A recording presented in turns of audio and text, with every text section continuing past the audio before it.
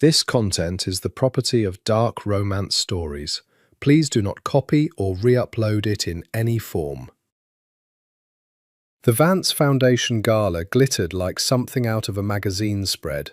All crystal chandeliers and white orchids flown in from Ecuador that morning, and Camille Bianchi stood in the middle of it, wearing a smile she had practiced in the mirror for 11 years.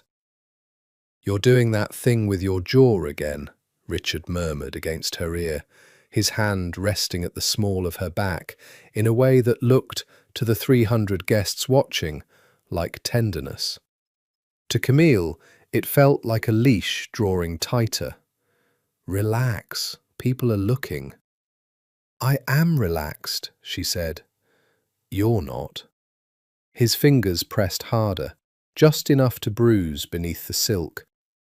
"Smile like you mean it." "My father's watching." She smiled like she meant it. She'd gotten very good at that. From across the ballroom, old Franklin Vance raised his champagne glass toward his son and the woman who would soon carry the Vance name. And the room erupted in polite applause. Because everyone loved a fairy tale. And Richard and Camille had been cast as New York's fairy tale since the day their engagement was announced 18 months ago. The papers called them golden. Instagram called them goals. Nobody asked why Camille never went anywhere without Richard, why her old friends had quietly stopped calling, why the sleeves of her gowns were always just a little longer than the season demanded. Nobody asked, because nobody was supposed to. The Bianchi Import Group needed the Vance name. Her father's company, respectable but modest, had been circling insolvency for 3 years before Franklin Vance offered a partnership, sealed not with contracts, but with a wedding. Camille had understood the arithmetic of her own engagement before she understood love. She had accepted it the way a person accepts weather, something that happens to you, not something you choose. The car ride home was silent until it wasn't. "You embarrassed me tonight," Richard said, staring out the tinted window, his voice flat and almost bored, which was somehow worse than shouting. Laughing with the Whitmore boy like that. Everyone saw. "He told a joke, Richard. I laughed. That's all it was." "That's all it ever is with you. Innocent." He turned to look at her then, and something in his eyes had gone cold and glassy, the way it did right before. Camille's stomach dropped the way it always did, an old animal instinct that no amount of therapy, not that she was allowed therapy, had ever managed to dull. "You think I'm stupid? I don't think that. Don't lie to me." His hand shot out and gripped her chin, turning her face toward him hard enough that she felt her neck strain. "Look at me when I'm talking to you." By the time the car pulled into the private garage beneath their Fifth Avenue building, Camille had already gone somewhere else in her mind, a trick she'd perfected, a small cabin she imagined by a lake her grandmother used to take her to. Cold water, quiet pines. No Richard.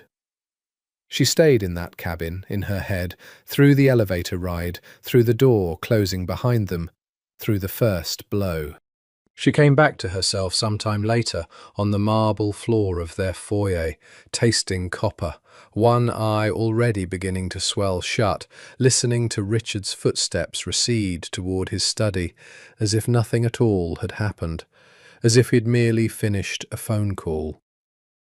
"Clean yourself up before the housekeeper comes tomorrow," he said, without turning around.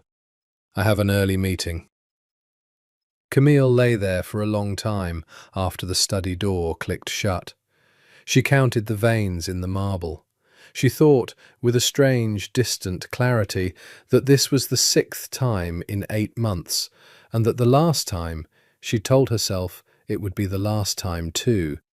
And she had been wrong then, just as she suspected she was wrong now. She thought about her father and the company, and the merger papers not yet signed, and how disappearing would collapse a business that employed 400 people, that had been her grandfather's before it was her father's, that her father spoke about the way other men spoke about their children.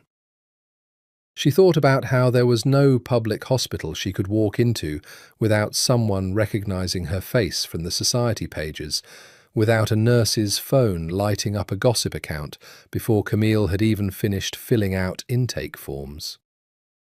Richard's family owned 3 hospital boards.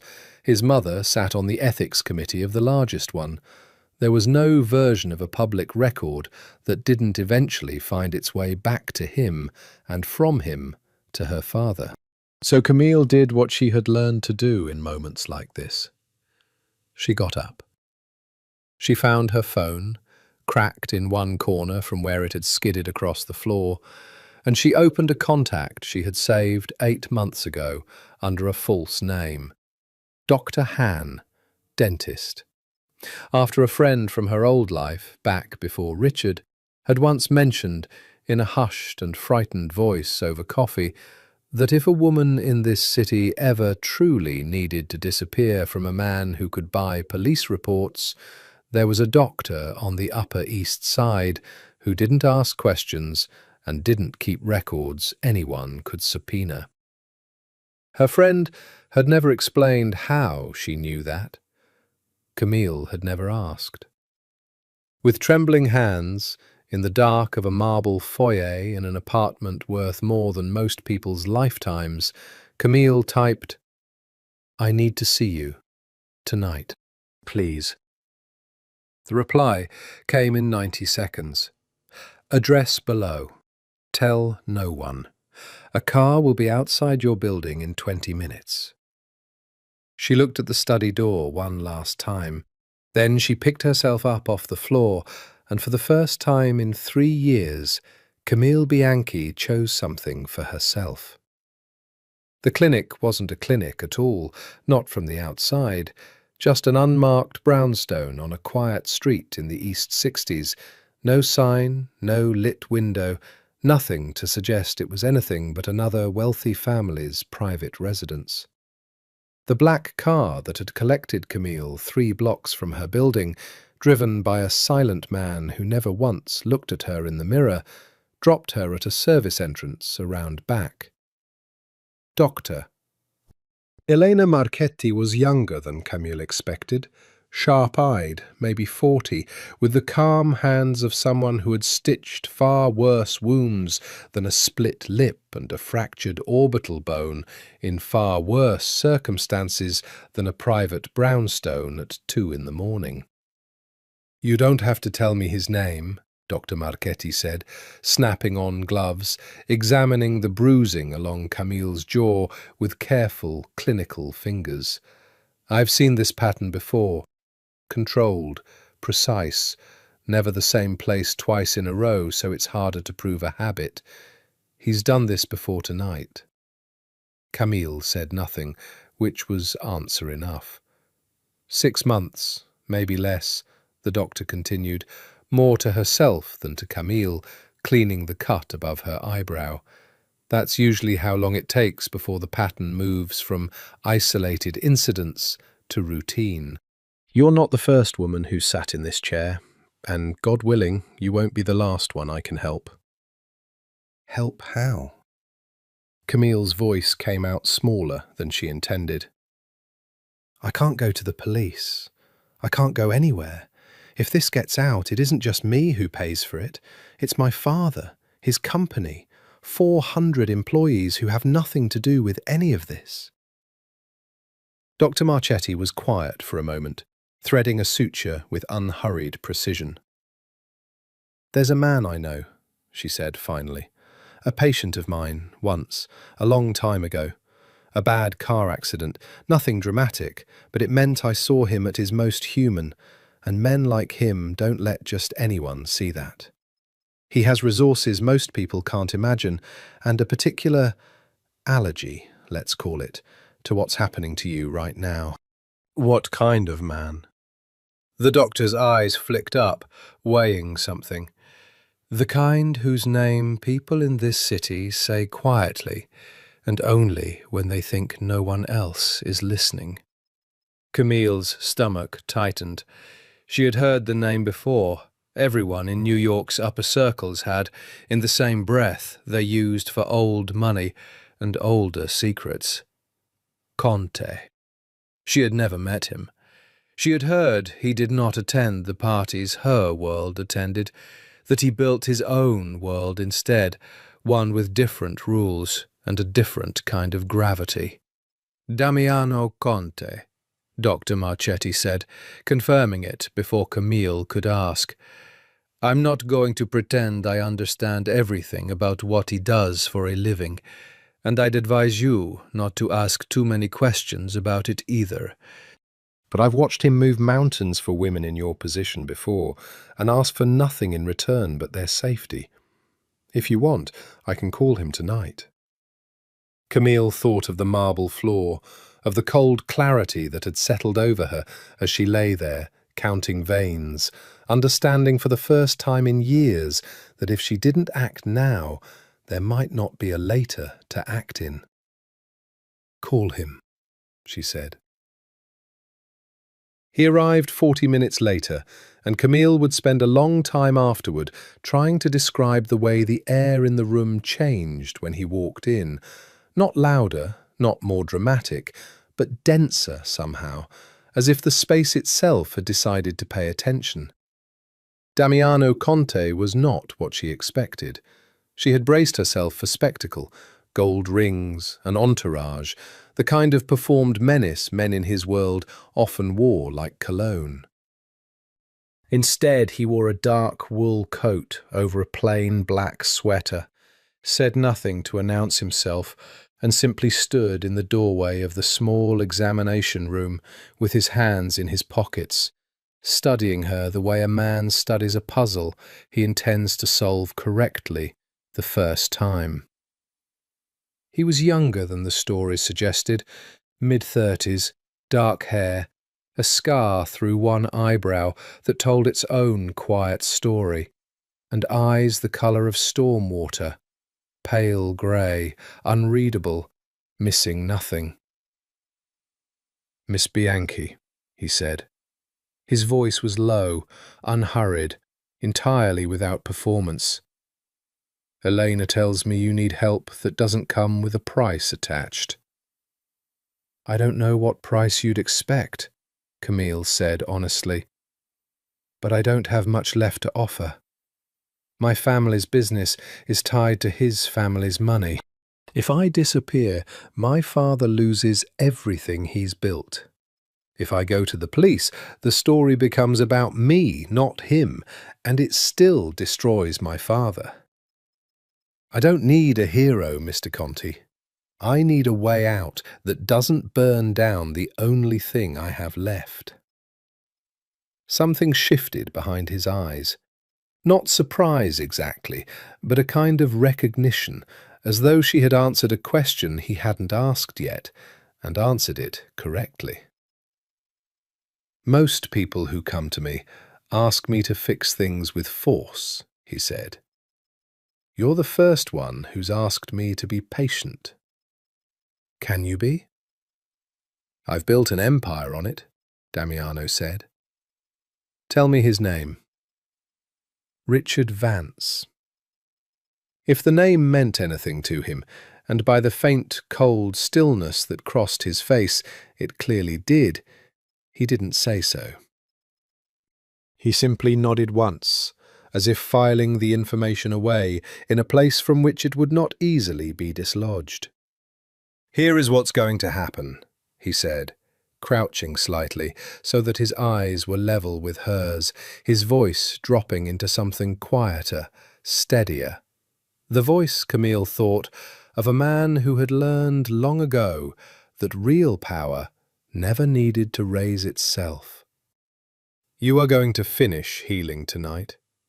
Tomorrow, you are going to disappear from Richard Vance's life so completely that it will take him weeks to understand you're truly gone. Your father will be protected, Not threatened, not pressured, protected, by people I trust more than I trust most of my own blood, and you will not owe me anything for it. Not gratitude, not explanation, not your presence in a room you don't want to be in. Why? Camille asked. Because it seemed impossible, because in her experience every kindness came wearing a hidden invoice. Why would you do this for a stranger? Damiano was quiet for a long moment, and something old and unhealed moved behind his grey eyes before he answered. Because a long time ago, he said, someone did the same for my mother, and I promised myself I'd never let that debt go unpaid. He didn't explain further that night, and Camille didn't ask him to. There was something in the set of his jaw when he mentioned his mother that told her this was not a story offered freely. Not yet, maybe not for a long time. And Camille, who understood better than most the particular privacy of old wounds, respected the boundary without needing it drawn twice. But later, once she was settled, once the first raw weeks of her new life had begun to soften into something almost bearable, she would learn the story in pieces, the way Damiano told most things, sparingly, and only when he judged the moment right. His mother, Rosa, had been 19 when she married Salvatore Conte, a rising name in a Brooklyn organization that in the 1980s controlled the docks and half the construction contracts south of Canal Street. Salvatore had been handsome and charming in the way dangerous men often are before you understand the danger. And for the first 2 years, Rosa believed she had married well. Then the drinking started, and with it, the fists. It went on for 6 years. 6 years of Rosa Conte hiding bruises under long sleeves at family dinners. 6 years of a toddler named Damiano learning to read the particular silence that fell over a house before his father came home. Learning which floorboards creaked. Learning to make himself small and quiet and forgettable in the hours after 9 o'clock. What changed everything, Damiano would eventually tell her, was not a single dramatic night, but a slow accumulation of witnessed cruelty that finally broke something loose in his father's own older brother. A man named Enzo, second in command of the family at the time, who had spent years pretending not to notice what everyone in the organization quietly knew. One winter night, Enzo Conte walked into his younger brother's house unannounced, found Rosa on the kitchen floor with a broken wrist, and did something that would ripple through the family for 2 generations. He put his own brother into the hospital, took control of the household by force, and made a single, absolute declaration to every man who answered to the Conte name from that day forward. Any man who raises a hand to a woman or a child answers to me. There is no rank that protects you from this. There is no excuse that satisfies it. Salvatore never touched Rosa again. Not because he had changed, Damiano would say bitterly years later, but because he had finally understood that some lines, even in a world built on violence, were absolute. Enzo took over leadership of the family not long after, and the rule he had carved into the organization's foundation that winter night became the single unbending law of everything that followed. When Damiano inherited control of the Conte family 15 years later, at 28, after Enzo's quiet death from a long illness, it was the one rule he refused to soften, refined instead into something sharper, more absolute, more personally enforced. He never spoke of his mother's suffering easily, but every woman he had ever quietly protected, and there had been more than Camille would ever know the full number of, carried, in some sense, a piece of Rosa Conte's unfinished justice. "I don't do this because I am a good man," he told Camille once, weeks into her stay, on a night when the wine had loosened something in both of them, and the conversation had wandered somewhere neither of them planned. "I do plenty of things that aren't good, but this isn't negotiable to me. It's the one place I don't compromise." "That doesn't make you a bad man for the rest of it," Camille said quietly. "It makes you a complicated one."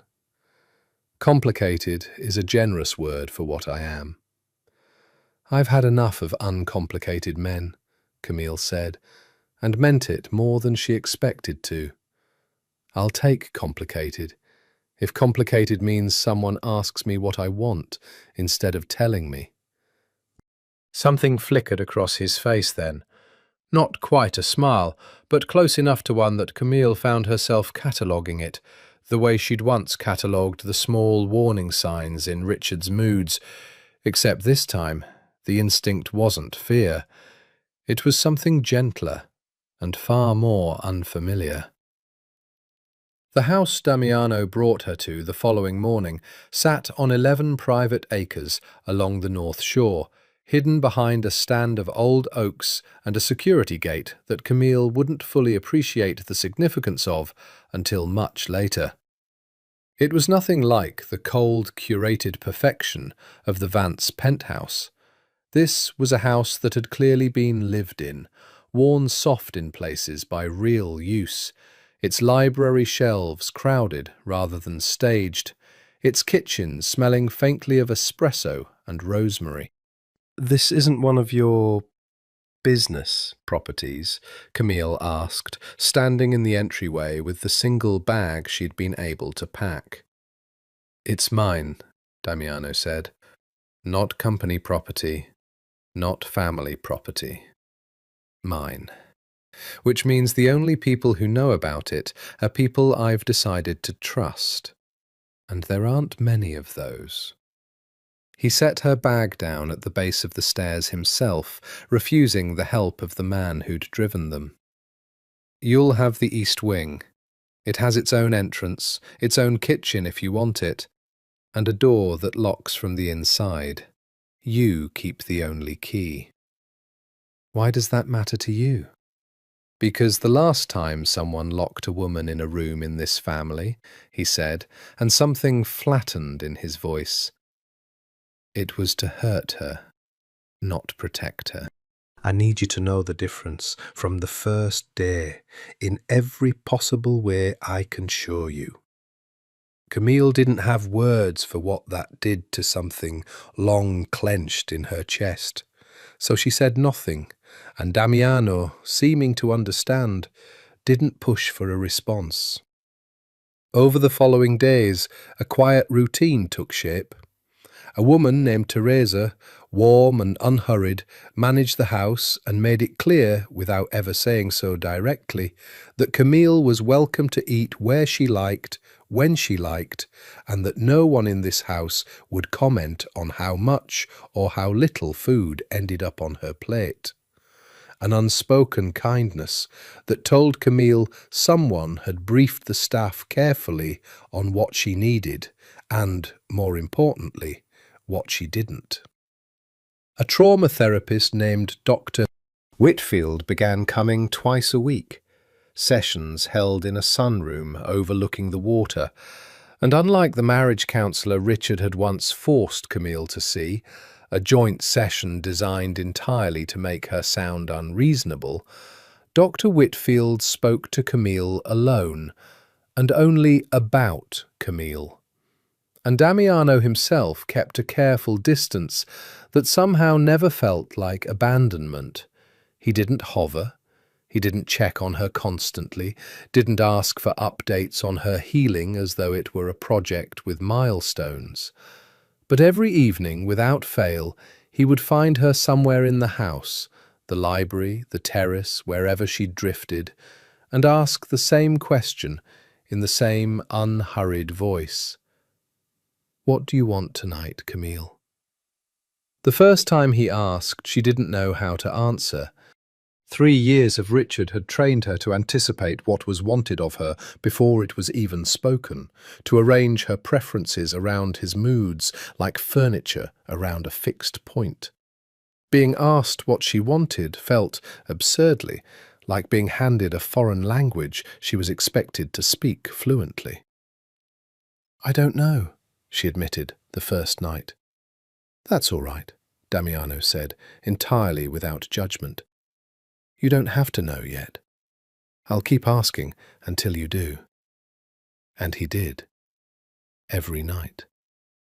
Tea instead of wine. A walk along the water instead of staying inside. Silence instead of conversation. Small, almost meaningless choices that had for years been made for her by someone who used the illusion of choice as another form of control. Damiano offered no illusion. He simply waited, patient as stone, for Camille to remember she was allowed to have preferences at all. By the end of the second week, she had begun, tentatively, to answer without hesitating first. By the end of the third, she had begun to notice that she looked forward to the question, and, though she wasn't ready to examine it too closely, to the man who asked it. While Camille learned, slowly, how to want things again, Damiano was building something else entirely. A case. He met with his consigliere, a sharp, silver-haired man named Marco Silvano, in the estate's study 3 nights after Camille arrived, spreading a growing collection of documents across the desk. Bank statements, shell company filings, wire transfer records that had taken his forensic accountant less than a week to assemble, once pointed in the right direction. Richard Vance has been laundering construction kickbacks through a chain of shell entities in the Caymans for at least 4 years, Marco said, sliding a folder across the desk. Contract fraud on at least 3 municipal projects. If even a quarter of this reaches the right federal desk, he's not walking away from it with a fine and an apology. "Good," Damiano said, though his eyes stayed fixed on a single line item, a payment dated 8 months prior, routed through a subsidiary that Marco's notes flagged as connected to a private security firm known for handling matters its clients preferred to keep off the books. "What's this?" Marco's expression sharpened. "We're still tracing it. Could be nothing. Could be him hiring people to make problems disappear that don't involve federal paperwork." "Find out. Before anything else, find out." He didn't tell Marco why the line item unsettled him so deeply, but the truth sat heavy and cold in his chest for the rest of the night. A man capable of the calculated cruelty Damiano had already witnessed in Camille's Bruises was a man capable of far worse, if cornered. And cornered men, in Damiano's long experience, rarely surrendered quietly. He thought, too, about something he hadn't examined closely in years, the particular quality of his own anger. Damiano Conte was known, across 2 continents of underworld business, for a discipline that bordered on unnerving. He did not raise his voice. He did not act from impulse. Men who crossed him learned, usually only once, that his retribution came slow, precise, and utterly without theatre. But something about Camille Bianchi had begun, quietly and without his permission, to test the edges of that discipline. It wasn't only the Bruises, though those alone would have been enough to earn Richard Vance a place on the list of men Damiano intended to ruin. It was the way Camille had thanked Teresa on her second night at the estate for a plate of pasta, with the startled gratitude of someone who had forgotten kindness could be offered without a hidden cost. It was the careful, guarded way she'd answered his question about what she wanted, testing each word before she offered it, as though preparing for punishment that never came. It was the fact that 3 weeks in, she still flinched, almost imperceptibly, at sudden movement near her face. A reflex Damiano recognized because he had watched his own mother carry the same one for the rest of her life. He found himself, more than once, standing outside the sunroom during her therapy sessions, not eavesdropping exactly, but simply present, as though his nearness alone might absorb some fraction of what she was working through inside. "You're doing the thing again," Marco observed one evening, catching him in the hallway outside the sunroom for the 3rd time that week. "What thing?" "The thing where you pretend this is only business." Marco closed the study door behind them, his voice dropping into something more familiar, the tone of a man who had known Damiano since they were both teenagers running errands for Enzo. "I've watched you handle a dozen cases like this over the years, Damiano. You've never once hovered outside a therapy room." "She's under my protection. I take that seriously." "You take everything seriously. That's not new information." Marco studied him for a long moment. "But I've also never seen you ask a woman what she wants for dinner, like the answer might change your whole night." Damiano didn't answer that, because he didn't yet have an honest answer that didn't unsettle him. "Just be careful," Marco said, more gently than before. "Whatever this is, she's not ready for it, and God knows neither are you." "I know what I'm doing," Damiano said.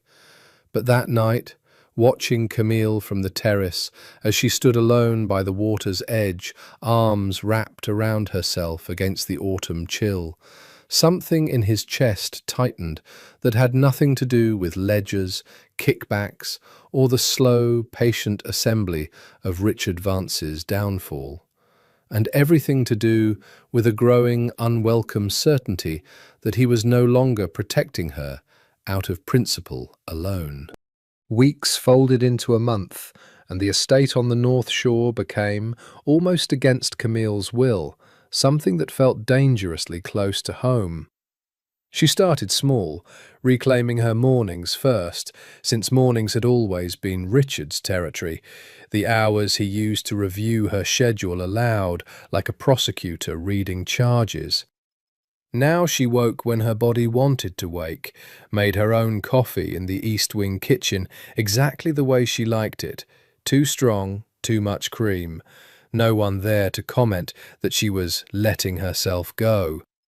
She started painting again, a habit she'd abandoned at 19 when Richard called it a hobby for people without real responsibilities. Teresa found her a set of watercolours from a closet without being asked, and said nothing about the mess Camille made on the sunroom table for a week straight. And she started, cautiously, to notice things about the man whose house she was living in. Damiano ran a criminal empire with a discipline that would have terrified her, in theory, if she hadn't watched, in practice, how carefully he applied that same discipline to her healing. He never entered her wing of the house without being invited first, even when the door stood open. He never touched her, not a hand at the small of her back, not fingers closing around her wrist, none of the small proprietary gestures Richard had used to remind her, in public and private both, who she belonged to. When Damiano wanted her attention, he said her name.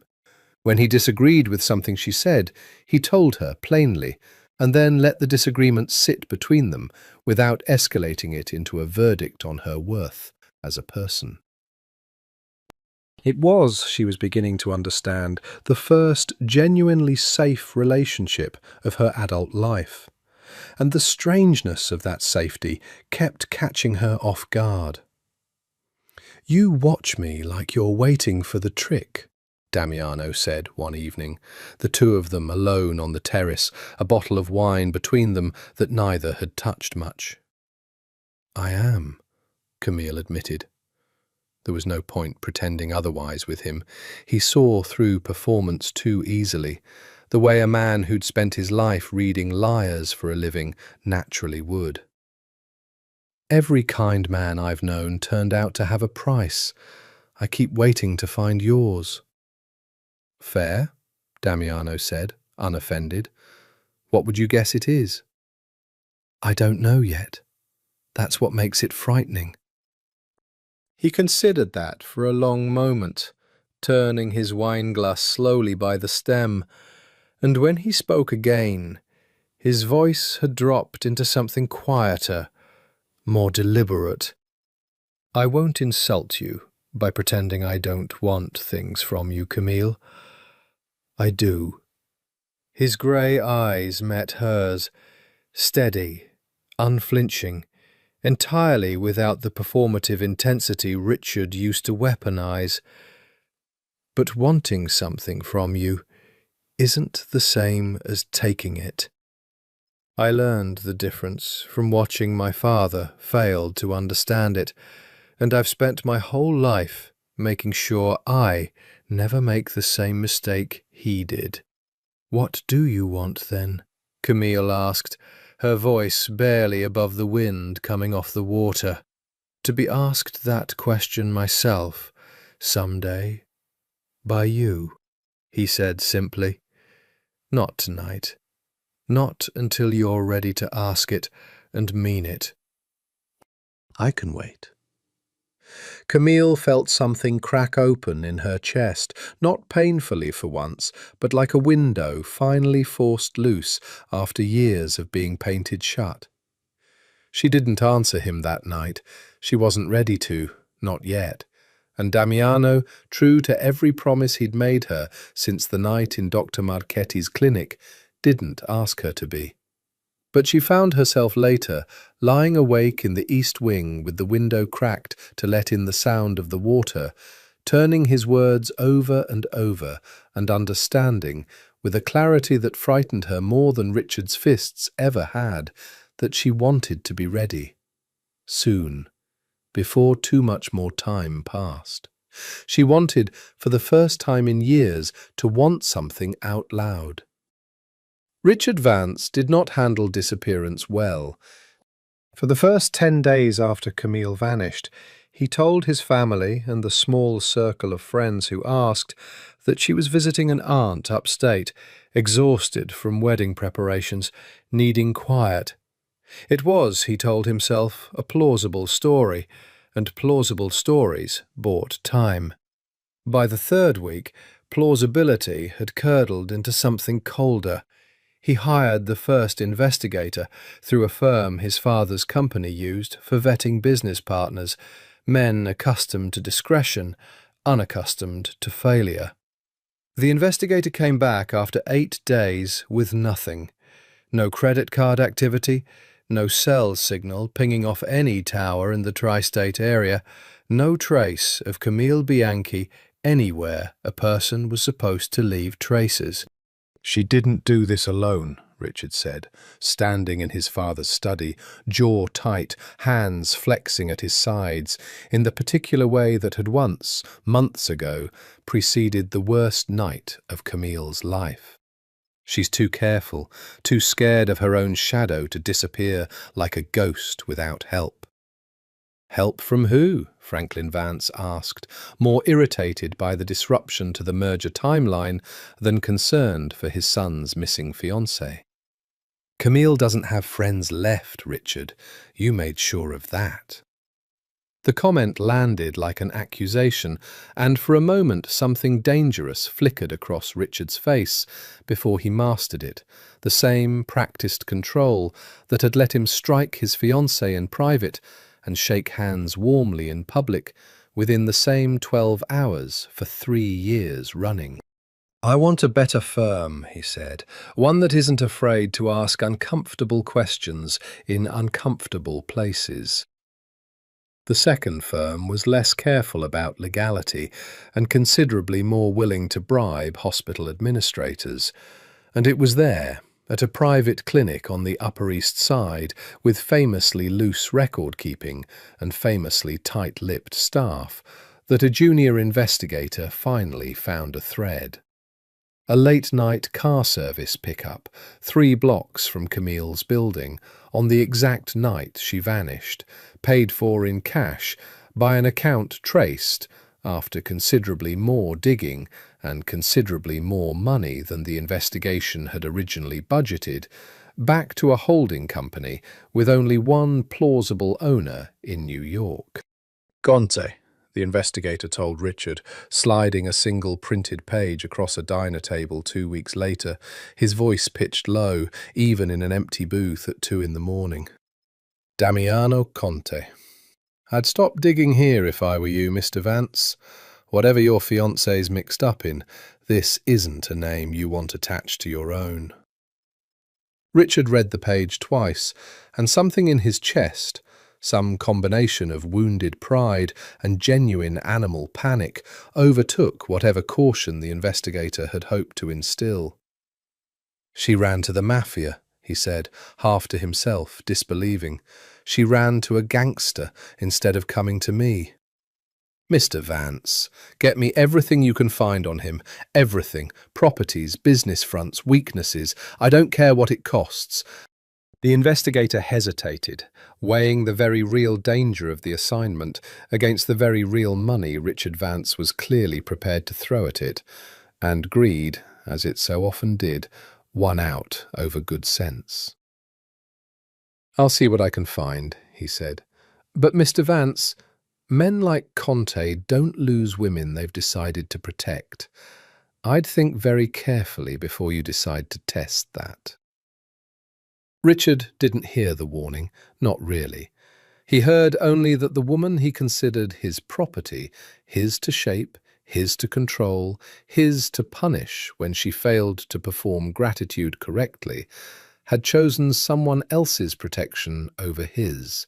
And in the particular curdled logic of a man who had never once in his life been told no and made to accept it, that single fact eclipsed every ounce of caution the investigator's warning was meant to instill. By the time he left the diner that night, Richard Vance had already begun making calls of his own, to his father's lawyers, to his father's business contacts, to anyone with leverage over Camille's father's company, setting in motion a campaign of pressure that would, within days, begin closing like a fist around Antonio Bianchi's life. Antonio Bianchi received the first phone call from Franklin Vance on a Tuesday morning, and by the sound of the older man's voice, Antonio understood immediately that whatever remained of the partnership between their families had already begun to rot. "I don't know where your daughter is, Antonio, and frankly, I don't care to speculate," Franklin said, his tone honeyed with the particular menace of men who had never needed to raise their voices to be obeyed. "But I do care that my son's reputation is being damaged by whatever fantasy she's run off to indulge. I'd suggest you find her, and quickly, and remind her what's actually at stake here, for both our families." "I haven't heard from Camille in weeks," Antonio said, which was true, and which frightened him more than he let on to Franklin Vance. "If something's happened to her—" "What's happened," Franklin cut in, "is that your daughter has embarrassed my family in front of half of New York's social calendar, and unless this is resolved within the month, I'm going to have some very difficult conversations with my board about whether the Bianchi Import Group is still a partnership worth honouring." The call ended with a threat wearing the costume of concern, and Antonio Bianchi sat alone in his office for a long time afterward, staring at contracts that represented 40 years of his family's work, understanding with sick clarity that his daughter's disappearance had put everything he'd built on a knife's edge, and having no idea, none at all, that she was safer at that exact moment than she had been in 3 years. He didn't know it, but he wasn't as alone as Franklin Vance believed. 2 men had been quietly watching Antonio Bianchi's building for 11 days by the time that phone call came in. Not intrusively, Not obviously, simply present, the way trained men can be present without registering as anything more than part of a city's ordinary background noise. They worked for Damiano Conte, and their instructions had been simple and absolute. Ensure no harm comes to Antonio Bianchi, physically or financially, and report immediately if the Vance family's pressure escalated beyond words. Marco Silvano brought the recording of Franklin Vance's call to Damiano within the hour, a favour called in from a contact inside the Vance family's own security detail, the kind of quiet leverage Damiano had spent 15 years accumulating across every corner of the city that mattered. Damiano listened to it twice in his study, jaw tight, and when he spoke, his voice carried none of the theatrical menace Camille half expected from a man in his position, and everything of the cold, exacting precision that had built his reputation. "Get Antonio Bianchi a line of credit through one of the clean holding companies," he said, "untraceable to us, enough to insulate his company from any contract Vance pulls in retaliation. I don't want that man to lose a single employee over his daughter's safety. He'll ask questions if his cash flow suddenly improves for no reason. Then give him a reason, a new client, a new investor, something plausible." Damiano's eyes stayed on the recording's transcript, on Franklin Vance's casual, practiced cruelty toward a man he'd known for years. "And Marco, start pulling everything we have on Franklin Vance's board relationships. If his son thinks he can pressure an innocent man to reach a woman under my protection, I want him to understand exactly how expensive that decision is about to become." That evening, Damiano found Camille in the library, curled into the window seat with a book she wasn't really reading, watching the last light fade over the water. He hadn't planned to tell her about her father's situation. Not yet, not until it was fully contained. But something in the set of her shoulders, some old practiced vigilance he recognized too well, told him she'd sensed a shift in the house's tension before he'd said a word. "Something's happened," she said, not a question. He sat across from her, close enough to be present, far enough to respect the space she still needed. "Richard's applying pressure on your father, threatening the business partnership." Camille's face went pale, the old fear flooding back in an instant, 3 years of conditioning reasserting itself before she could stop it. "I have to go back.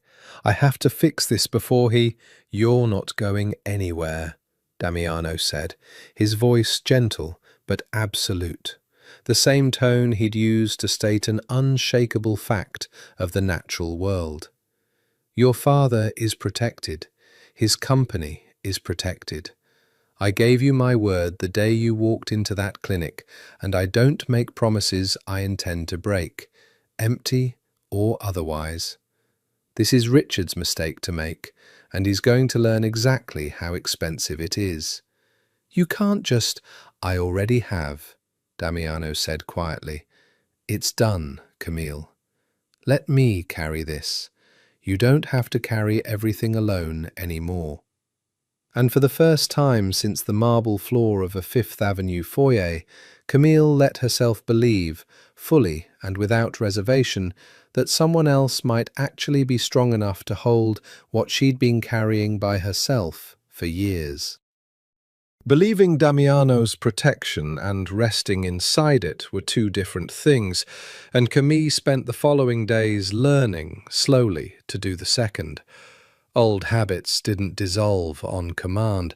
She still woke some mornings with her jaw clenched from dreams she couldn't fully remember, still flinched at raised voices from the kitchen, even when they belonged to Teresa laughing with the gardener over something in Italian. Dr. Whitfield had warned her, gently, in one of their sessions, that healing rarely moved in a straight line, that safety, paradoxically, often surfaced old fear before it dissolved it, because a nervous system that had spent years bracing for impact didn't know how to simply stop bracing overnight. You're allowed to still be afraid sometimes, Dr. Whitfield told her during a session in the sunroom, autumn light slanting gold across the wicker furniture. Healing isn't the absence of fear. It's learning that fear doesn't have to make your decisions for you anymore. Camille turned that over for days, testing it against her own experience, the way she tested everything now, cautiously, from a safe distance, before trusting it fully. The test came, unexpectedly, on a Thursday evening when Damiano returned from the city later than usual, his jaw tight, a bruise blooming faint and purple along one knuckle that he tried, unsuccessfully, to keep out of the light. Camille's whole body went rigid at the sight of it, an instant, visceral flood of memory. Richard's knuckles, the particular colour a bruise turned 2 days after impact, the specific dread of a man returning home carrying violence on his hands. "What happened?" she said, her voice thin and careful in a way she hated, the old performance of calm she'd perfected for exactly this kind of moment. Damiano stopped, immediately reading the shift in her, and something in his expression softened into deliberate, careful transparency. No defensiveness, no minimizing, none of the practiced evasions Richard used to deploy when confronted with evidence of his own violence. "One of Vance's investigators got too aggressive with a source we were protecting," he said plainly, sitting across from her rather than looming over her, keeping his hands visible on the table between them, a small courtesy she doubted he even realized he was extending. "I handled it. No one was seriously hurt, but I won't lie to you about what I do, Camille, or pretend my hands stay clean in this line of work. I'd rather you know the truth and decide what to do with it than trust me based on a version of myself I invented to make you comfortable." The honesty disarmed her more thoroughly than any reassurance could have. Richard had never once told her the truth about anything that mattered. Every explanation a performance, calibrated to manage her reaction rather than inform it. Damiano offering her the unvarnished, uncomfortable truth and trusting her to hold it without either fleeing or forgiving too easily was its own kind of gift. "I'm not asking you to be someone you're not," Camille said slowly, working the words out as she found them. "I think I just need time before violence stops being the first thing my body remembers, even when it's not aimed at me." "Take all the time you need," Damiano said.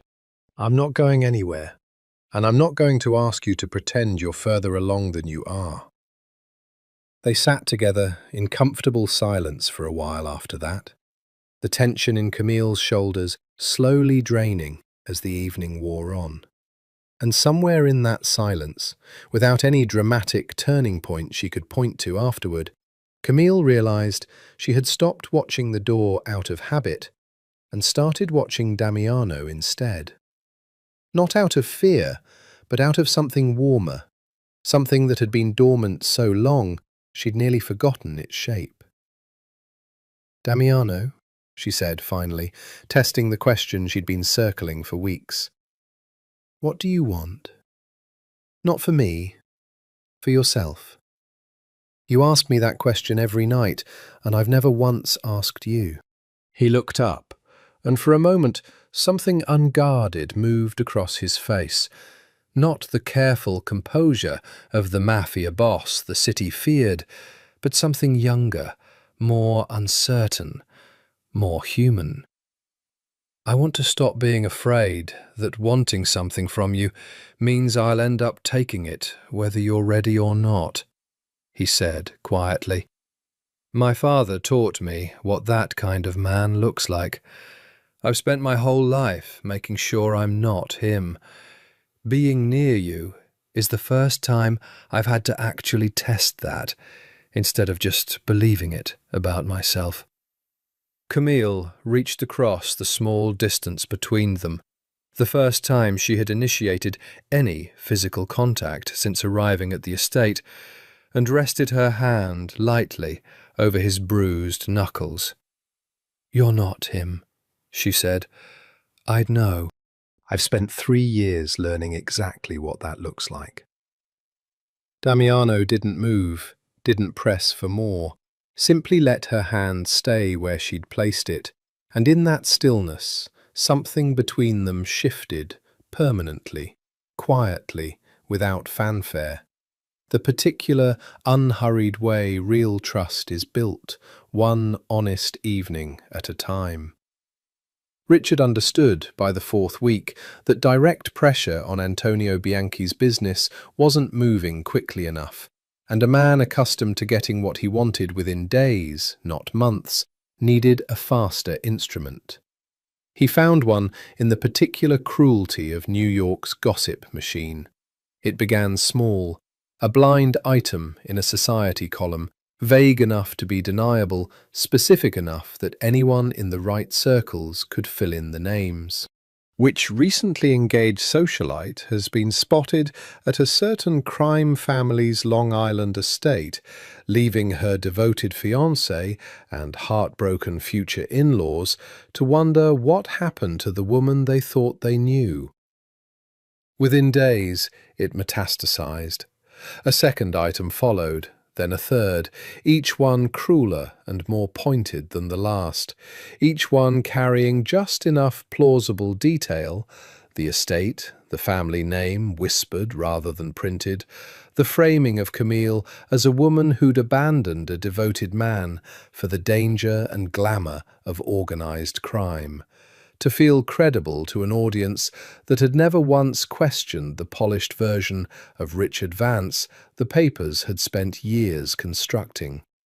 A runaway bride, an adulteress, a woman who traded true love for a gangster's money. Camille found the first article by accident, scrolling through her phone on a rainy afternoon, and felt the old shame flood back with a force that nearly buckled her. Not because the accusations were true, but because they were so precisely engineered to sound true to anyone who didn't know better, and because for 3 years Richard had trained her to believe that public perception mattered more than private reality. She brought the article to Damiano that evening, hands shaking slightly as she showed him her phone. "They're calling me a homewrecker," she said, her voice cracking on the word. "My father's friends are going to read this, his business partners, everyone we know." Damiano read the article in silence, his expression unreadable, and when he finally looked up, there was no anger in his face, something colder and more precise instead, the particular stillness of a man calculating exactly how much a mistake was about to cost the person who'd made it. "He's trying to control the narrative because he's lost control of everything else," Damiano said. "This is a man running out of options, Camille, not a man succeeding. Desperate men make noise. Powerful men don't need to." "But everyone will believe it. He's spent years building this image. I'm nobody compared to that." "You're not nobody," Damiano said, and something fierce moved beneath the calm of his voice, controlled but unmistakable. "And you won't have to defend yourself against a single word of it, because we're not going to fight him on the battlefield he chose.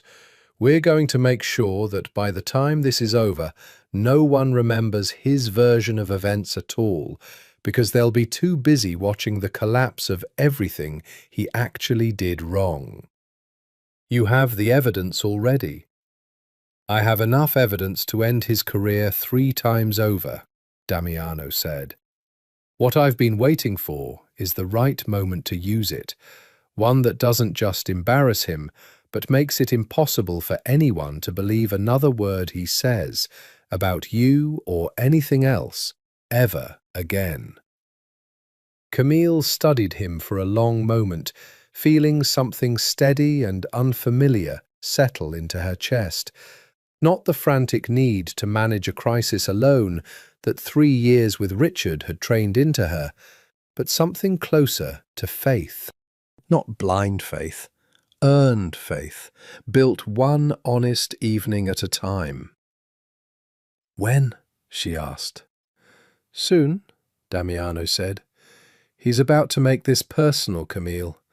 Men like Richard always do, eventually, when public pressure and private threats both fail. I need you to trust me a little longer, and I need you to understand that when it happens, it might not be quiet." "I trust you," Camille said, and found, to her own quiet astonishment, that she meant it completely.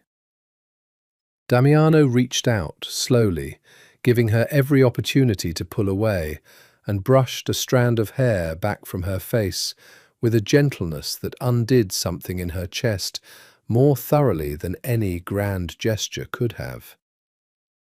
"Then let me handle the rest," he said. "You've carried enough alone for one lifetime." The article campaign, as Damiano predicted, only brought Richard a few weeks of satisfaction before the deeper problem reasserted itself. Camille remained beyond his reach, and no amount of manufactured public sympathy actually returned her to him. By the 6th week, something in Richard had begun to fray in earnest. He'd never handled failure well.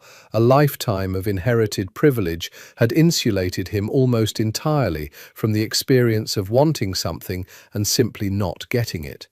And the accumulated weight of Camille's absence, his father's mounting irritation, and the increasingly uncooperative silence from his own investigators had curdled his obsession into something more dangerous than wounded pride. He began drinking more. He began making late-night calls to his security firm, demanding updates that didn't exist yet, escalating requests for information about the Conte estate's layout, its staffing, its vulnerabilities. Requests his own men grew increasingly uneasy fulfilling, sensing, correctly, that their employer's intentions had shifted from finding Camille to something considerably more reckless. "Mr. Vance, I'd strongly advise against any direct action," the head of his security detail told him in a conversation Richard barely registered through the fog of his own escalating fixation. "Conte's organization isn't something you provoke lightly. We're talking about resources and reach that dwarf anything your family's security can match." "I don't care what he has," Richard snapped. "She's mine. We're engaged. Legally, publicly, in front of God and half of Manhattan society. He has no right to keep her from me. With respect, sir, engagements aren't legally binding contracts, and from what our sources have gathered, she went to him willingly."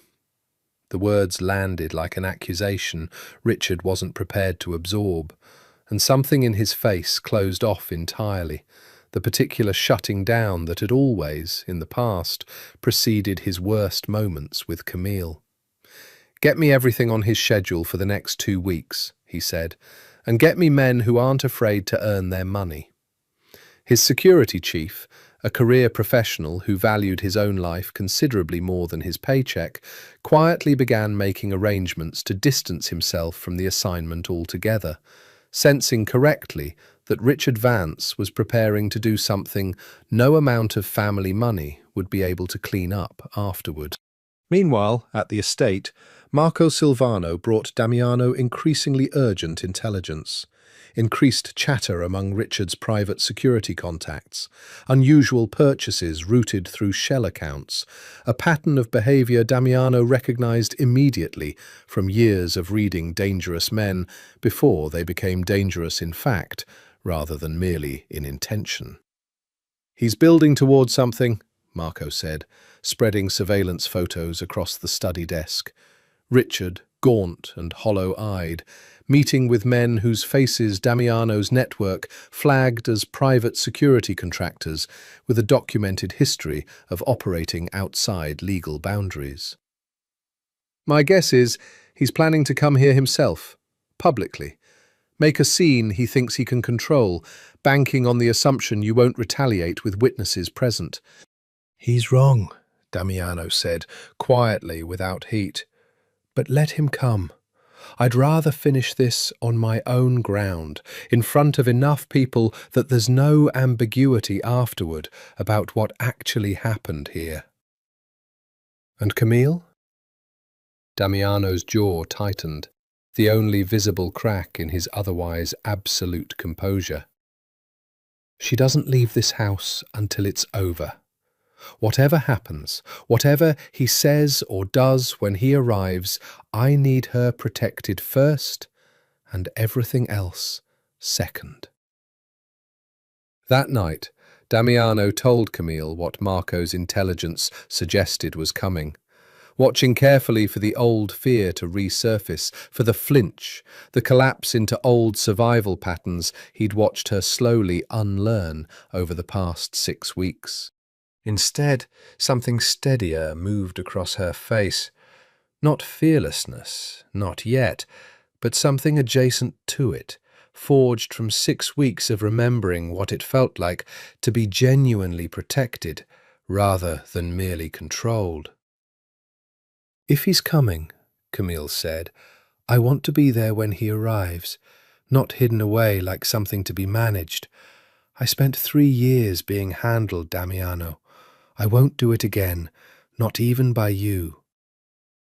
Damiano studied her for a long moment, weighing his instinct to shield her completely against the plain, undeniable truth of what she was asking for, the same fundamental respect he'd promised her from the very first night. "All right," he said finally, "but you stay behind me until I say otherwise. Not because I don't trust you to face him, because I don't trust him, and I won't let you find out the hard way what a cornered man is capable of." Camille nodded, something fierce and unfamiliar settling into her spine. Not the old vigilance born of fear, but something closer to resolve. "I can live with that," she said. Richard arrived on a grey Tuesday morning, 11 days later, 3 black SUVs moving in tight formation up the private road to the estate, 6 men in dark suits stepping out with the particular stiff readiness of hired muscle, unused to operating outside a controlled environment. The estate's own security had clocked the convoy from 2 miles out. By the time the vehicles reached the gate, Damiano was already waiting on the front steps, flanked by 4 of his own men. Not a show of force exactly, but an unmistakable statement that whatever Richard had imagined about this confrontation, he had badly miscalculated the ground he'd chosen to fight on. "Damiano Conte," Richard said, stepping out of the lead vehicle with the practiced swagger of a man who had never once in his life walked into a room where he wasn't, by right of birth, the most important person present. "I think you have something that belongs to me."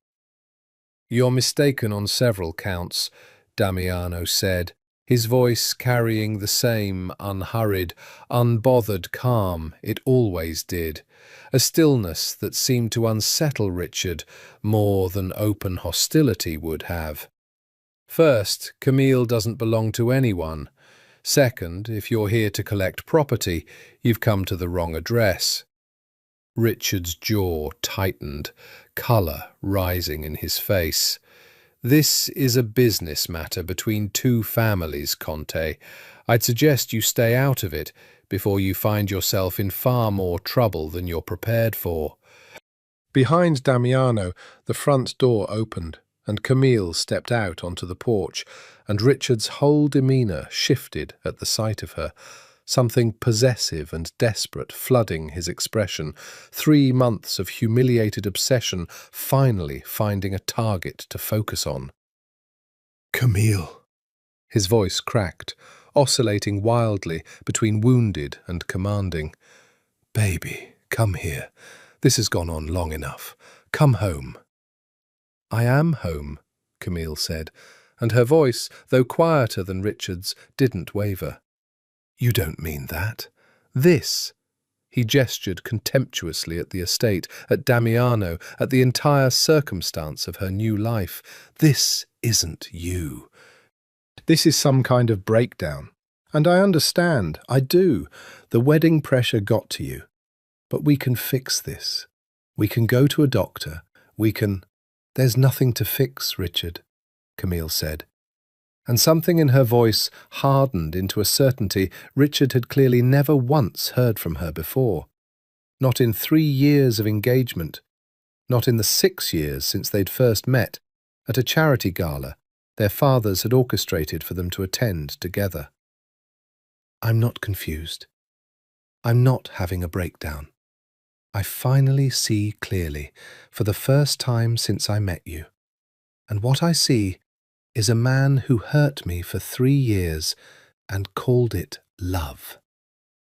Richard's face contorted, the mask of wounded sincerity dropping away entirely, revealing the cold, controlling fury Camille had spent 3 years learning to placate rather than provoke. "You're going to embarrass yourself and your father with this fantasy," he hissed. "You think this gangster actually cares about you?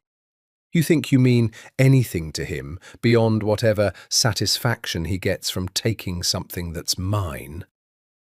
"She was never yours," Damiano said quietly, stepping slightly forward, close enough to Camille that Richard's attention snapped back to him, the temperature of the confrontation dropping several degrees at once. "And I'd choose your next words very carefully, Vance. You're standing on my land, surrounded by my men, having driven here to threaten a woman who owes you nothing. Whatever leverage you think you still have, I promise you, it evaporated the moment your car crossed my gate." "You don't know who you're dealing with," Richard said, though something in his voice had begun to waver, some animal instinct finally registering the actual danger of the ground he'd chosen. "My family has connections that—" "I know exactly who I'm dealing with," Damiano cut in, his voice dropping into something colder, more final. "A man who's been laundering kickbacks through shell companies in the Caymans for 4 years. A man who's defrauded 3 municipal contracts. A man whose own security detail is refusing further orders because they're worried about what you're about to make them complicit in. I know precisely who I'm dealing with, Richard. The question is whether you actually understand who you're dealing with." The colour drained from Richard's face, and for the first time since stepping out of his vehicle, the practised confidence cracked entirely, leaving something raw and frightened and dangerous underneath. The silence that followed stretched long enough that even Richard's own men shifted uncomfortably behind him, sensing the balance of power in the standoff had tilted entirely and permanently. "You're bluffing," Richard finally managed, though the tremor in his voice betrayed him. "Am I?" Damiano nodded once, and Marco Silvano stepped forward from beside the doorway, a slim leather folder in hand, and extended it toward Richard without a word. "Take a look. I promise you, I don't bluff about numbers, Vance. It's bad for business." Richard's hands shook as he flipped through the pages. Bank statements, wire transfer records, contract documents annotated with dates and dollar amounts that matched, with damning precision, 3 separate municipal projects his father's company had won, under circumstances that had always seemed, to those paying close attention, slightly too fortunate. "Where did you get this?" Richard breathed, and it wasn't really a question anymore. More a man watching his entire constructed life crumble in real time. "It doesn't matter where I got it," Damiano said. "What matters is what happens to it next, and that's entirely up to you." He let the silence sit for a moment, watching Richard's face cycle through denial, fury, and finally, the beginning of genuine fear. You have two options, and I'm only going to explain them once. Option 1. You quietly dissolve the engagement. You disappear from Camille's life completely and permanently. You tell your family whatever story preserves your pride, and this evidence never sees a federal desk. Your empire survives. Your reputation survives, more or less intact. You get to walk away from this with everything except her. And option 2? Option 2, I deliver every page in that folder to the U.S. Attorney's Office by Friday morning, along with a supplementary report on tonight's little display of intimidation against a woman under my protection. And I watch the Vance name become a punchline instead of a legacy. Your father's company collapses. Your family's social standing collapses with it. And you spend the next decade of your life explaining to a federal judge exactly how you thought you'd get away with it. Richard's eyes darted to Camille, some last desperate calculation working behind them, and Camille felt the old fear try to surface, the particular dread of watching Richard search for an angle, a lever, some final way to reassert control over a situation that had genuinely slipped beyond him. "You'd really choose him," Richard said quietly, and for a moment something almost pleading crept into his voice. "Over everything we built together." "We didn't build anything together, Richard," Camille said, her voice steady in a way that surprised even her. "You built a cage and called it a partnership. I spent 3 years mistaking survival for love because it was the only version of love I was allowed to have. I'm not choosing him over what we had. There was never anything worth choosing in the first place." Something in Richard's face broke then. Not remorse, Camille understood immediately, watching him carefully, but something closer to the particular fury of a man realizing for the first time in his privileged, unaccountable life that the world was not, in fact, obligated to arrange itself around his desires. "You ungrateful." He took a step toward her, hand rising, 3 years of muscle memory reasserting itself in an instant, the old violence surfacing exactly as it always had, in the space between a wounded ego and an available target. He never completed the movement. Damiano moved between them so fast that Camille barely registered it happening. One moment, Richard was lunging forward. The next, he was on the ground. Damiano's forearm braced across his throat, controlled and precise, and utterly without the wild, undisciplined rage that had characterized every single one of Richard's own assaults over the years. Not a beating, not revenge. Simple, absolute restraint, applied with exactly enough force to end the threat, and not 1 ounce more. "Touch her," Damiano said, his voice low and terrifyingly calm. "And the folder isn't the only thing I deliver to federal investigators. I'll add attempted assault to the file myself, in front of 6 witnesses, including your own men." Richard's men, to their credit and their obvious relief, made no move to intervene, several of them visibly grateful for an excuse not to. Richard lay still beneath Damiano's controlled hold for a long moment, breath coming in ragged, humiliated gasps, the fight draining out of him, not because he'd been beaten into submission, but because he had, finally and completely, run out of leverage. "Get off me," he rasped.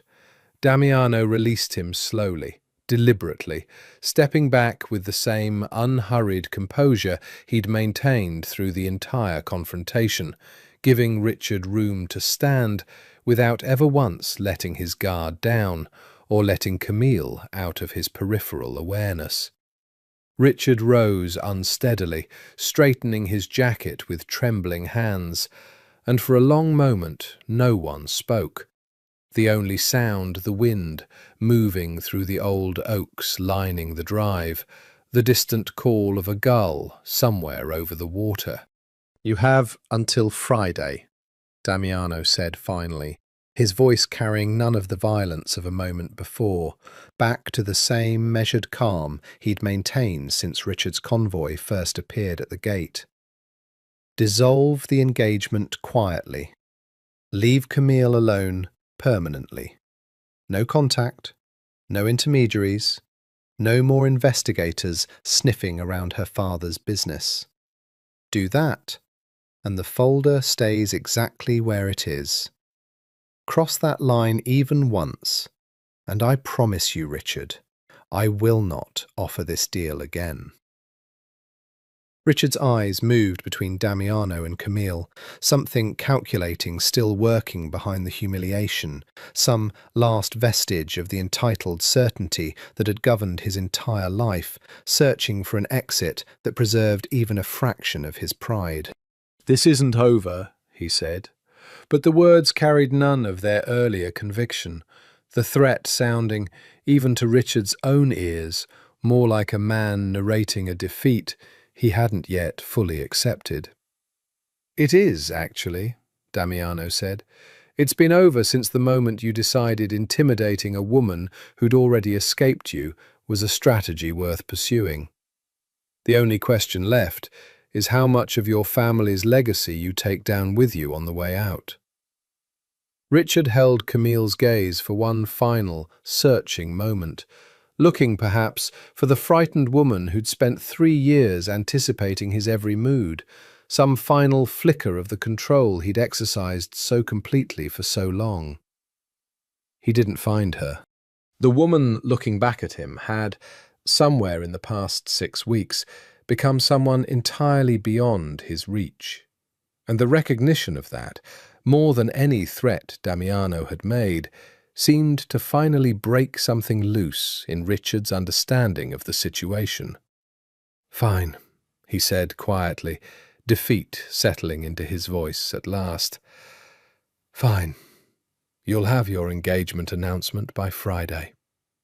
He turned, without another word, and walked back to his vehicle, his men falling into formation behind him with visible relief, and the convoy pulled away down the long drive in the same tight formation it had arrived in, leaving behind only the settling quiet of an autumn morning and the particular, disbelieving stillness of a crisis finally, genuinely resolved. Camille exhaled a breath she felt like she'd been holding for 6 weeks. For 3 years, if she was honest with herself, and felt her knees threaten to give out beneath her. Damiano caught her before she could fall, steadying her with careful hands, his earlier controlled violence replaced entirely by a gentleness that seemed to belong to an entirely different man. "It's over," he said quietly, close to her ear, his voice rough with something that hadn't fully settled yet. Adrenaline, or relief, or some combination of both. "You're safe. Truly safe, Camille. Not temporarily, not conditionally. It's finished." Camille turned in his arms, looking up at him, and found herself, for the first time in longer than she could remember, entirely unafraid of the man holding her. "You didn't kill him," she said, half question, half quiet astonishment. "I promised you I wasn't him," Damiano said. "My father. Men who solve everything with their fists and call it strength. Real strength was always going to be walking away from that choice, even when every instinct told me otherwise." "Thank you," Camille said, and the words felt insufficient for the enormity of what he'd given her.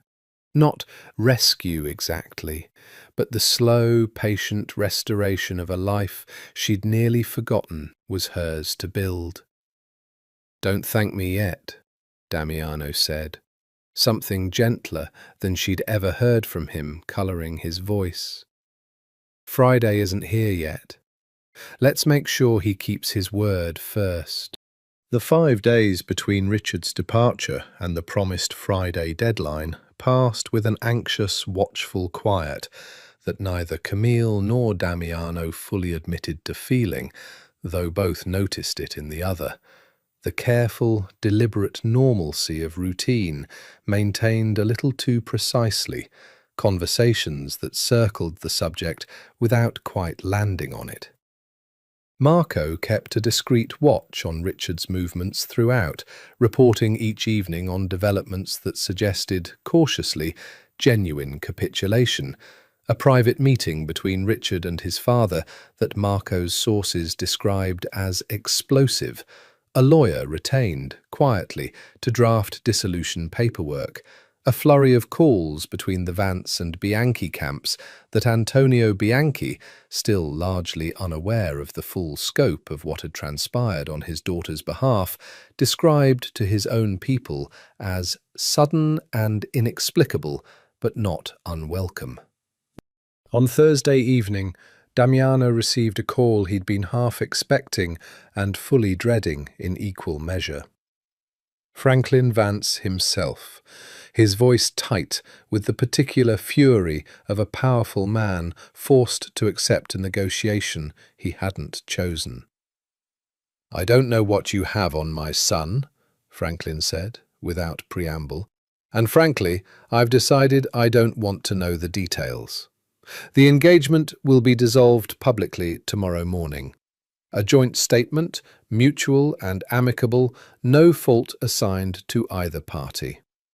I trust that satisfies whatever arrangement you've apparently forced my family into." "It satisfies the terms," Damiano said evenly. "Whether it satisfies me depends entirely on your son's ability to stay away from Camille Bianchi permanently. I'd advise you to make that expectation very clear to him." "Believe me, Mr. Conte," Franklin said, something weary and defeated beneath the residual anger. "After the conversation we had this week, my son understands the stakes better than either of us could have explained to him." The call ended without further pleasantries, and Damiano sat alone in his study for a long moment afterward, feeling something in his chest loosen that he hadn't fully realized was still clenched. 6 weeks of careful, methodical strategy finally reaching its conclusion, a debt to his mother's memory paid forward once again, one more woman pulled free of a life that would have slowly destroyed her. He found Camille on the terrace, watching the last of the daylight fade over the water, and something in her posture, looser, easier than he'd seen it since the night in Dr. Marchetti's clinic, told him she'd sensed the shift too. "It's done," he said, settling beside her. "The engagement dissolves publicly tomorrow. Franklin's making sure Richard understands the consequences of testing the boundary again." Camille was quiet for a long moment, watching the water, and when she finally spoke, her voice carried something Damiano hadn't heard from her before. Not relief exactly, though relief was certainly present, but something closer to a genuine, hard-won peace. "I keep waiting to feel something bigger," she admitted, "some huge, cinematic moment of realizing I'm finally free. But it doesn't feel like that. It feels quiet, almost anticlimactic." "That's what real freedom usually feels like," Damiano said. "Quiet. The dramatic version is usually just trauma wearing a different costume." He turned to look at her fully, something careful and deliberate in the movement, as though he were choosing his next words with unusual precision, even for him. "How does it actually feel, then? Not the cinematic version, the real one." Camille considered the question, with the same seriousness she'd learned to bring to every version of it he'd asked her over the past 6 weeks, turning it over honestly before answering. "Like breathing," she said finally. "Like I forgot, for 3 years, that breathing was something I was allowed to do without asking permission first." Something moved across Damiano's face, not quite a smile, but the particular warmth that had come to precede one, the expression Camille had learned, slowly, to recognize as entirely genuine, utterly without the practiced performance she'd spent 3 years learning to distrust in every other man she'd known. "Good," he said quietly. "Then let's keep it that way." The joint statement ran in the Sunday edition of every major New York outlet that had once breathlessly covered the Vance-Bianchi engagement as the social event of the season. And the tone of the coverage, carefully neutral, deliberately unremarkable, the exact opposite of the cruel speculation Richard had orchestrated weeks earlier, told Camille more clearly than any private assurance could have exactly how thoroughly Damiano's leverage had reshaped the narrative. Richard Vance and Camille Bianchi have amicably dissolved their engagement, both families confirmed Sunday, citing irreconcilable differences in life direction. Both families expressed continued mutual respect and requested privacy during this transition. No mention of scandal, no mention of a Mafia estate on Long Island. No mention, buried entirely and permanently, of exactly what irreconcilable differences had actually meant for 3 years behind closed doors. It was, Camille understood, reading the careful non-story 3 times over, exactly the outcome Damiano had engineered from the beginning. Not a public reckoning that would leave her forever defined by Richard's cruelty, but a quiet, dignified exit that let her simply disappear from a story that had never truly been about her choices in the first place. 2 weeks later, a second story ran. Quieter still, buried in the business section rather than society pages, easily missed by anyone not specifically watching for it. Federal investigators have opened an inquiry into contract irregularities involving several municipal construction projects awarded to Vance Development over the past 4 years. No names beyond the company itself, no direct connection drawn to Richard, the kind of careful, incremental unravelling that Damiano had assured her weeks earlier would prove far more devastating than any single dramatic headline. "Why not just release everything at once?" Camille asked him, reading the article over morning coffee in the estate's kitchen, a routine that had become, over the past 2 months, entirely and comfortably hers. "Why let it drag out like this?" "Because a single scandal fades in a news cycle," Damiano said, settling across from her with his own coffee, close enough now that the space between them had become something neither of them commented on, but both quietly understood. A slow, methodical collapse. One revelation at a time, each one confirming the last. That's the kind of thing that follows a family for a generation. Richard wanted a quick, clean fight he could win through pressure and threats. What he's getting instead is a decade of quiet ruin, unfolding exactly on my timeline instead of his. "That's cold," Camille said, though there was no real judgment in it, only a kind of fascinated respect for the precision of it. "It's patient," Damiano corrected. "There's a difference. Cold is what he did to you for 3 years, calculated cruelty dressed up as love. This is accountability, delivered exactly as slowly and precisely as it needs to be to actually stick."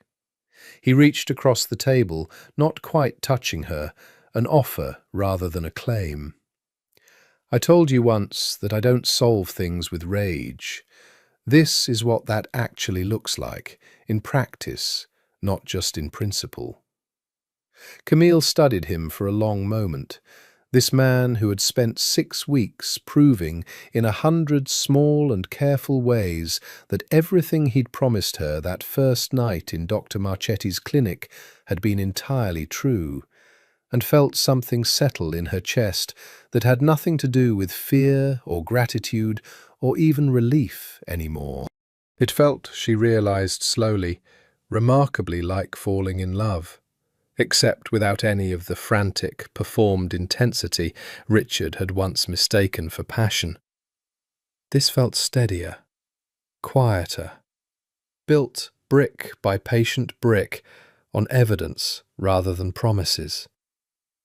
"Damiano," she said, setting down her coffee, something decided finally settling into her voice. "Can I ask you something? Anything? What do you want? Tonight. Not someday, not when I'm ready. Right now." Something shifted behind his grey eyes, the question he'd been waiting 6 weeks to hear, finally arriving on her terms rather than his. Damiano was quiet for a long moment, and Camille watched him choose his words with the same careful deliberation he brought to everything.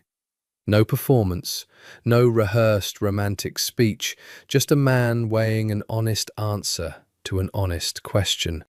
"I want to stop pretending this is only about protecting you," he said finally.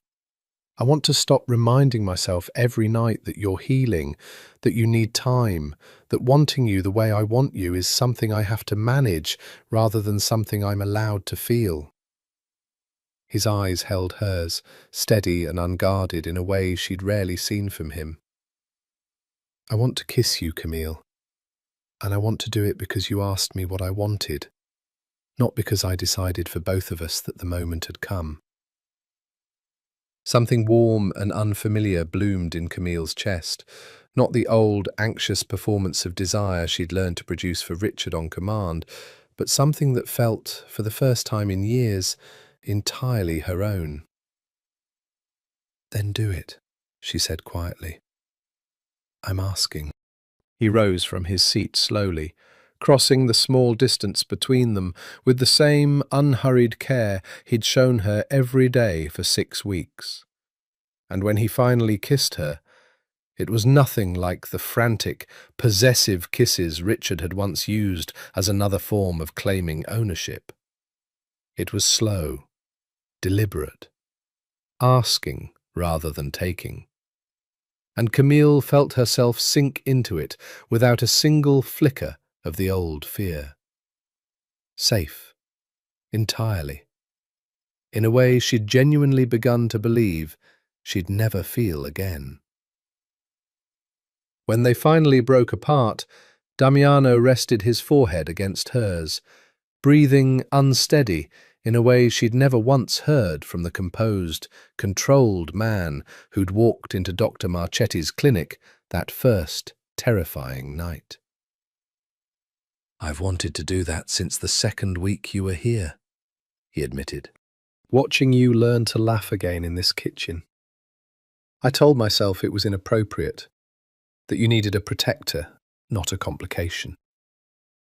"You've never been a complication," Camille said, pulling back just enough to look at him fully. "You've been the first uncomplicated thing in my life in 3 years. Everyone else wanted something from me they never said out loud. You've been honest with me from the very first night, even when honesty cost you something." "I meant what I told you that night," Damiano said. "I don't make empty promises.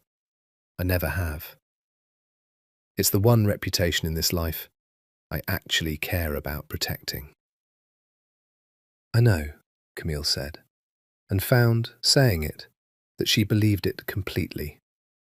Not as a hope, not as something she wanted badly enough to convince herself of despite the evidence, but as a simple, settled fact, built on 6 weeks of him proving it in 100 small, unglamorous ways.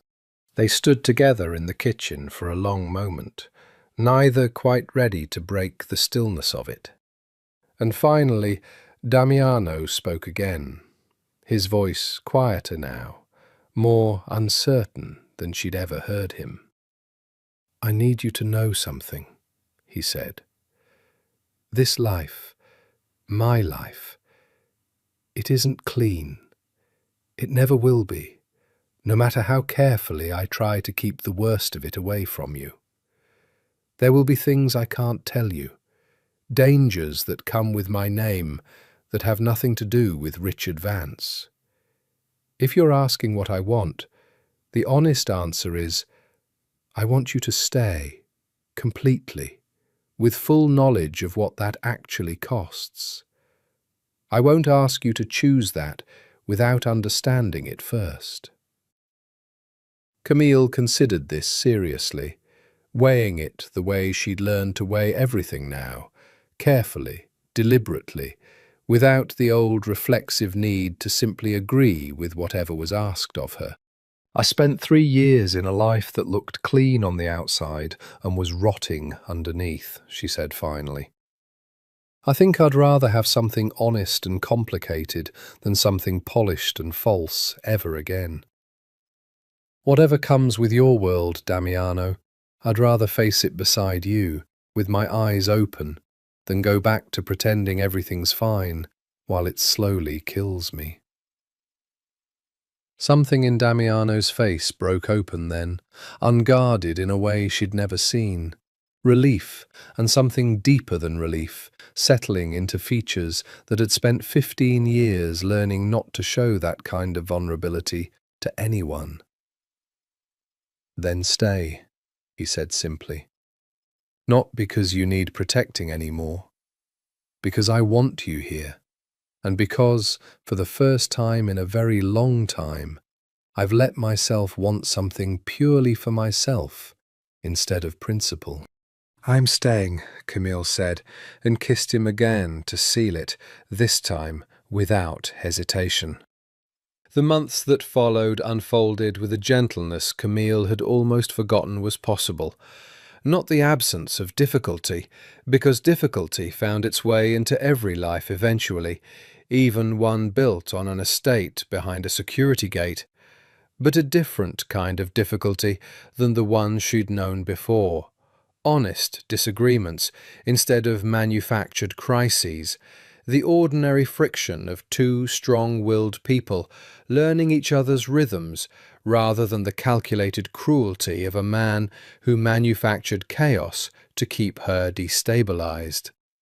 Her father, once Damiano judged the moment safe, was told a carefully constructed version of the truth, enough for Antonio Bianchi to understand that his daughter had escaped a dangerous situation and found genuine safety, without ever fully learning the extent of the world she'd found it in.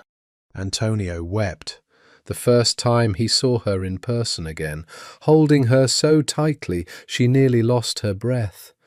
And though his questions about the man who'd apparently saved his daughter's life were many, he asked them carefully, understanding instinctively that some answers were not his to demand. "I don't fully understand what he does," Antonio admitted to Camille one evening, weeks later, over dinner at a restaurant discreet enough for Damiano to feel comfortable arranging. "But I understand what he did for you, for me, for this family, when Richard tried to destroy everything I've built." He studied Camille carefully, something searching in his expression. "Do you love him?" "I do," Camille said, without hesitation, and found, saying it aloud to her father, that the certainty of it had settled into her bones so thoroughly she no longer needed to examine it before speaking it. "Then that's enough for me," Antonio said, and though there was a wariness beneath his acceptance that would take considerably longer to fully soften, it was, Camille understood, the beginning of something genuine rather than merely performed. Damiano, for his part, began slowly, carefully, letting Camille further into the actual architecture of his world, not the violence which he continued to shield her from with a deliberateness she both appreciated and occasionally chafed against, but the people, the relationships, the strange, complicated loyalty that bound his organization together. She met Marco Silvano properly, discovered his dry wit beneath the careful professionalism. She met Teresa's extended family at a Sunday dinner that stretched 4 hours and left Camille laughing harder than she had in years. She began, slowly, to understand that Damiano's world, whatever else it was, contained within it a genuine, fiercely loyal community, different from the polished emptiness of the society she'd left behind, but no less real for its differences. "You're settling in," Damiano observed one evening, watching her from the doorway of the sunroom, where she'd taken to painting most afternoons now, watercolours of the water view scattered across the table in various states of completion. "I think I might actually be happy," Camille said, testing the words aloud the way she tested most things now, cautious but increasingly confident. "It feels strange to say. I spent so long assuming happiness was something that happened to other people." "It's allowed to happen to you too," Damiano said, crossing the room to sit beside her, studying the paintings she'd been working on. The estate itself, rendered in soft blues and golds, the water beyond it catching the last of an autumn sunset. "This is good. You've gotten better." "I've had time to practice," Camille said, "and a reason to want to." He kissed her temple, unhurried, and Camille leaned into it, feeling the particular, settled contentment of a life finally built on solid ground rather than shifting sand. Outside, the last light faded gold over the water, and somewhere in the house, Teresa's voice carried faintly from the kitchen, humming something in Italian, and Camille thought, with a clarity that would have seemed impossible 8 months earlier, that she had finally, genuinely, found her way home. They didn't marry with the fanfare New York society had once expected of Camille's first engagement. No gala, no society column countdown, no 18 months of curated speculation. Instead, on a quiet Saturday morning nearly a year after Camille had first walked into Dr. Marchetti's clinic with a fractured orbital bone and nowhere else to turn, they married in the garden of the Long Island estate, surrounded by perhaps 30 people who actually mattered, rather than 300 who'd merely wanted to be seen. Antonio Bianchi walked his daughter down a simple garden aisle, tears openly on his face, and Teresa cried through the entire ceremony, despite having sworn beforehand she wouldn't.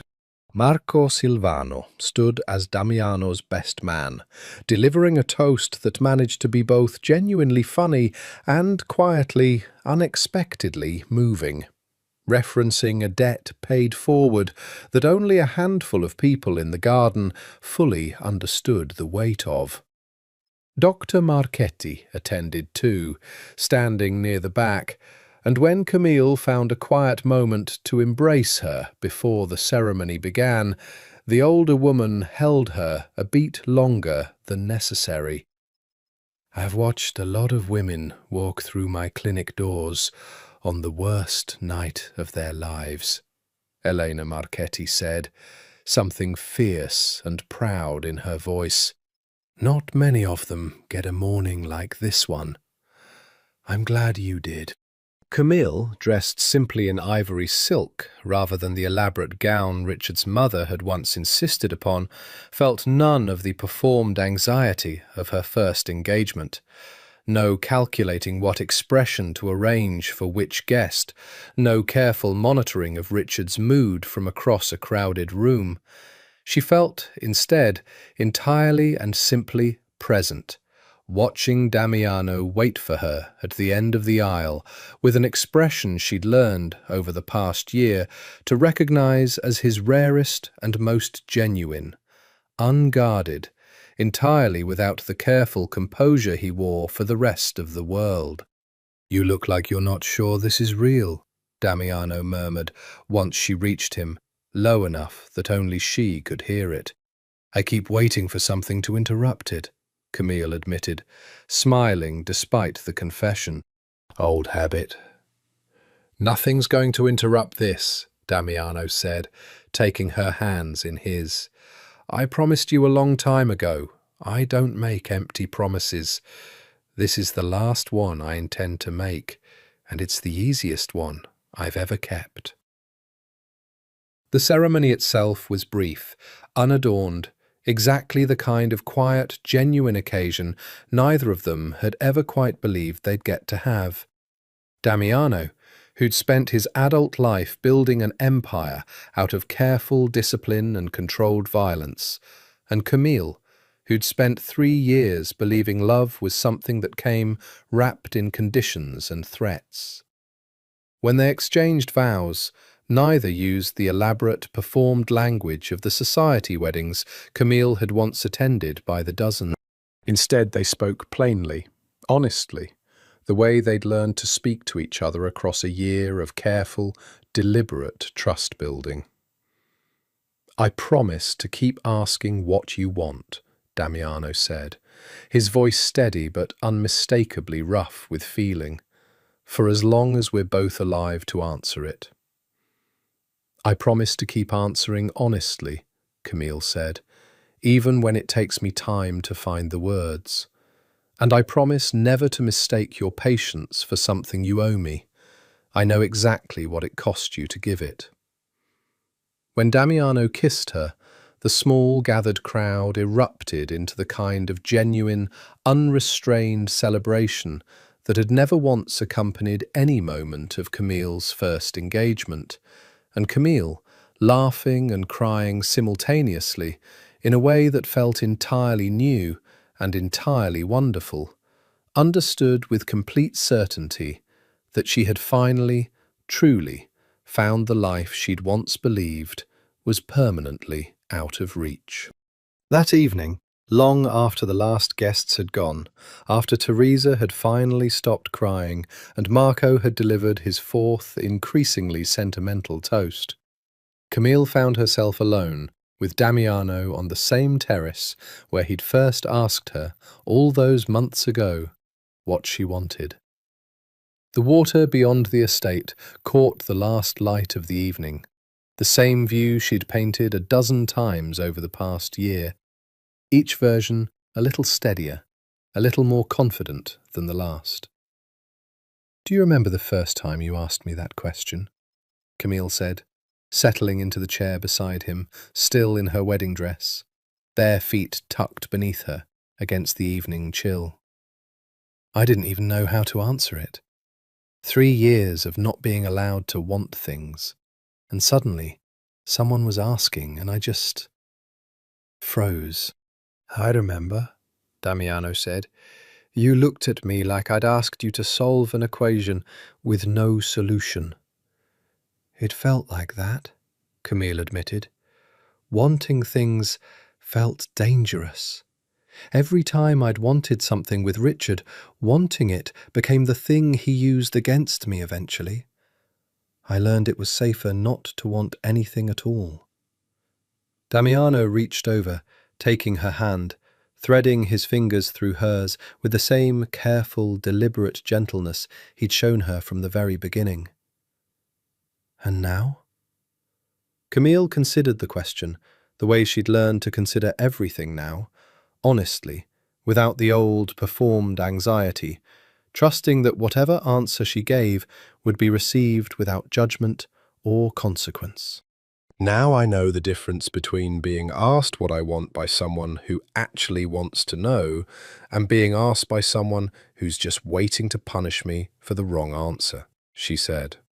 "It took me a long time to trust the difference was real, but I do now, completely."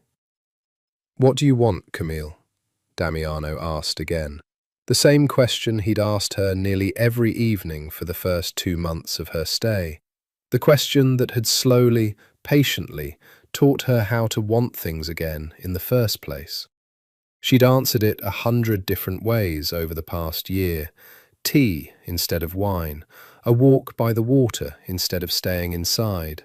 Silence instead of conversation. Small answers that had, piece by piece, rebuilt a self she'd nearly lost entirely. Tonight, for the first time, she gave him an answer that encompassed all of it at once, the culmination of everything the question had slowly taught her to believe was possible. "I don't want safety anymore," she said. "Not because I don't have it, because I do, more completely than I ever imagined possible. But it's not what I'm reaching for anymore. And I don't want freedom either. Not the way I meant it that first night in Dr. Marchetti's clinic. Freedom as an escape from something terrible. I have that too, and I'm grateful for it every single day. But it's not the thing I'm choosing, standing here tonight." "Then what is it?" Damiano asked, something soft and unguarded in his voice, watching her with the particular attention he'd given her every single time she'd finally found the courage to answer honestly. Camille smiled, a real smile, unguarded, entirely her own, nothing performed or calculated about it, the smile of a woman who had finally, completely remembered how to want things simply because she wanted them. "A new beginning," she said, "to stay right here beside you for as long as you'll have me. Not because I need someone to protect me anymore, but because I finally learned what it actually feels like to be loved the right way. And I don't want to be anywhere else with anyone else ever again." Damiano pulled her close, resting his forehead against hers the way he had that first night in the kitchen, breathing her in like a man who had spent his entire life believing this particular kind of peace was reserved for other people, not for men who'd built their lives on discipline and controlled violence and unbending rules forged from his mother's old suffering. "Then stay," he said softly, echoing his own words from months before. Except this time, there was no uncertainty left in either of their voices, nothing left to prove or protect or carefully negotiate. "I told you once, I never make empty promises, Camille. I'm making you one more, right now, and it's the only one I ever intend to make again." "What's that?" she asked, though she already knew, could feel the answer settling into her chest before he even said it. "For as long as I'm alive," Damiano said, "I will never stop asking you what you want. And I will never stop being grateful that the answer, tonight and every night after this one, includes me." The last light faded gold over the water, and somewhere behind them the house that had become, slowly and completely, a genuine home settled into its evening quiet, and Camille Conte, no longer Bianchi, no longer anyone's property, no longer anyone's carefully managed performance, leaned into the one man who had ever asked what she wanted and meant it, and finally, completely, let herself believe that this, at last, was the beginning she'd always deserved.